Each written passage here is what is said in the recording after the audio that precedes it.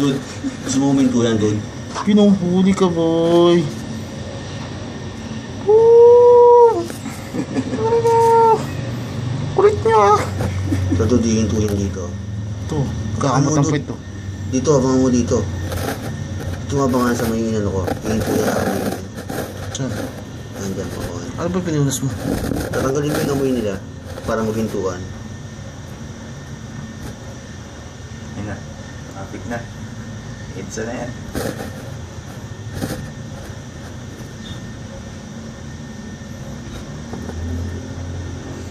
Ito. Smile!